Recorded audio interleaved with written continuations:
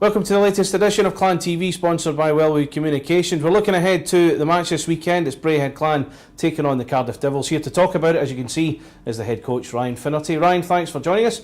First question, still top of the league after two difficult victories over Belfast Giants and Hull Stingrays in the last week. Now, we saw the work rate the guys have put in to eke out those wins, but how much of it was down to luck? I think there's an element of luck anytime you're successful in hockey, but going back to the Saturday game against Belfast, I think we did it the hard way. We didn't capitalize on our 5-on-3s, and that could have made it a lot easier. But Jonesy was big for us and held the fort, and we were able to scrape out what was a big win against a very good hockey club. Now, Wednesday's penalty shots win over the Stingrays showed great character. I've saw fans admit they thought defeat was imminent on social media, while Zach Fitzgerald, who I spoke to afterwards, said he kept the faith with the team. As those seconds ticked down until Neil Trim equalised, did you keep the faith, Ryan? Well, I've been in that situation a number of times now. We put 50 shots on goal. We didn't play a bad game. Hull's goalie was incredible. He was incredible that night. He made some big saves, and in second, third chances he was shutting the door. So, had we executed early on, it probably wouldn't have been such a tight game. But you got to give Hull credit. They defended well. Their goalie made some huge saves, and then obviously we went for it with minute 36. We pulled the goalie and put 5 forwards out there, and we knew we needed to get pucks and outnumber at the net, and that's what we did. Now, while the team has been top of the league, the focus has always been to stay there. But by the end of the weekend, you could be Gardner Conference champions. That's if Fife lose their 2 matches against Dundee and Hull this weekend. In a way, has this almost crept up on you because of the way the focus has been on the league the whole season? Well, I think we've just kind of been focused on winning games, and they go hand in hand. If you're winning most of your games, you're gonna win. The Gardner Conference and the league. So one takes care of the other. But no, it's obviously it's getting towards the end now, and people are starting to talk about it. But like I said, we haven't done anything yet, and there's still points up for grabs that we need desperately, to achieve both goals. Go back to last weekend. The team done the business on Saturday. You were able to enjoy Sunday off and keep an eye on the other results that were coming in. Can you describe how you felt on hearing that Nottingham had lost to Hull while Sheffield were beaten by Cardiff?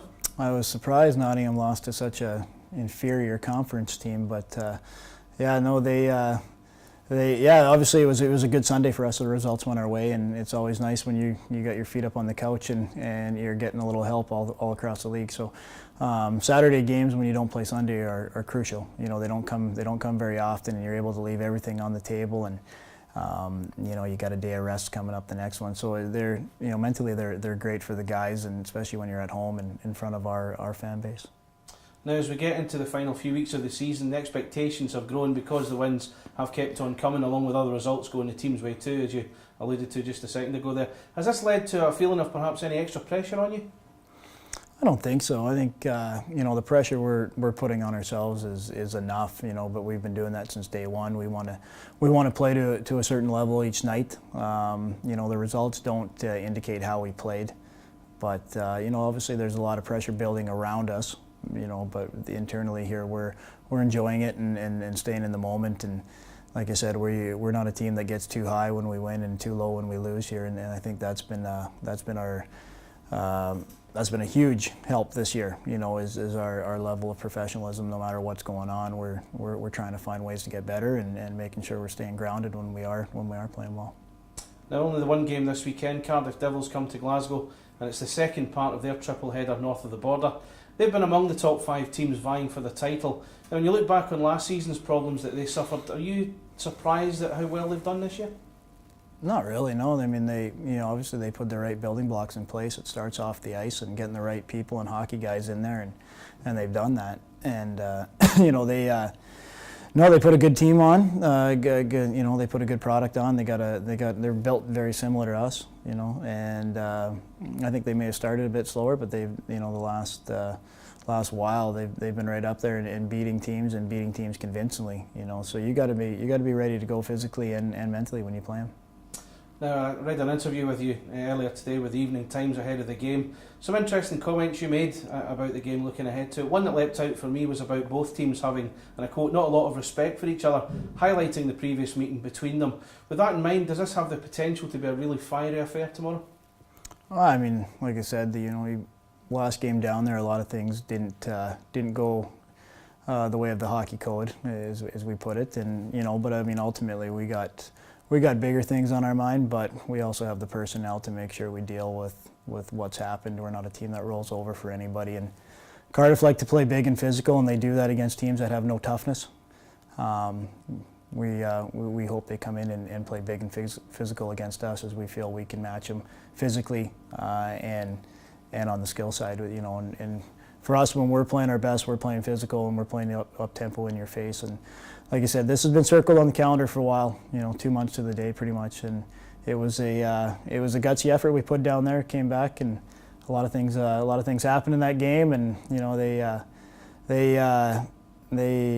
think we had a few suspensions right after that game, and they seemed to work harder after getting guys suspended. So there's no love lost. There's no respect either way. We didn't get it from them, and we certainly aren't going to show it tomorrow.